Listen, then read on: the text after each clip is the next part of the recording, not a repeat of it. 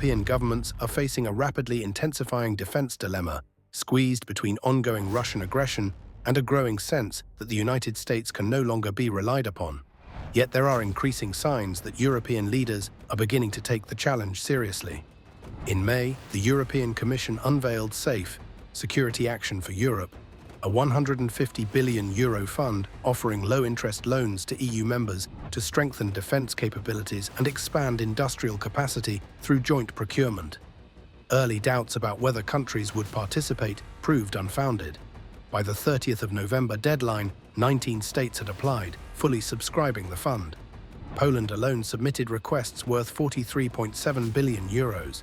SAFE is one of two pillars of the EU's new defense plan, initially called Rearm Europe, now rebranded Readiness 2030. The second pillar is the National Escape Clause, NEC, which allows countries to raise defense spending by as much as 1.5% of GDP over 4 years without breaching EU deficit rules. So far, 16 members, including Germany, have opted in. The NEC could release up to €650 billion in additional military expenditure.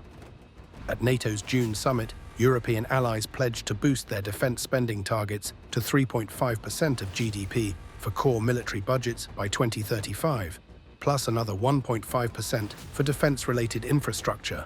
Since then, urgency has only grown, fueled by doubts about America's long-term commitment to Europe. The Pentagon's forthcoming Global Posture Review is expected to recommend shifting forces and assets towards Asia. Washington is already pushing Europeans to pay for the weapons it sends to Ukraine, while peace talks reveal that Donald Trump's desire to end the war quickly may undermine Europe's security. Meanwhile, Russia has accelerated its wartime industrial mobilization, shortening the timeline before it could pose a direct threat to NATO.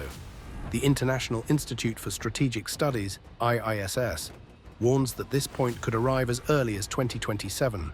Although Russia's economy is much smaller than the EU's, its defense spending in purchasing power terms is on track to match that of all European NATO members combined.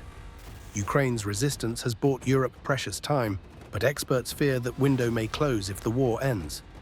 Europe must now replace critical capabilities long provided by the United States, from strategic airlift and advanced surveillance to long-range precision strike systems and high-capacity cloud computing. The IISS estimates that substituting America's non-nuclear contributions to NATO would cost around $1 trillion.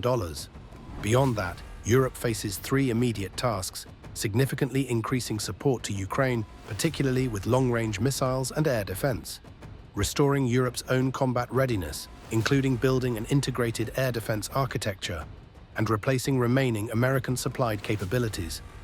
Defense spending is already 50% higher than in 2022, and analysts expect annual budgets to reach €500 to €700 billion within 5 years. Yet financial commitments alone will not suffice. Europe's cumbersome procurement systems and stretched defense industrial base must adapt quickly. Collaborative projects like the European Long-Range Strike Approach, ELSA, aim to create scale, but progress is slow.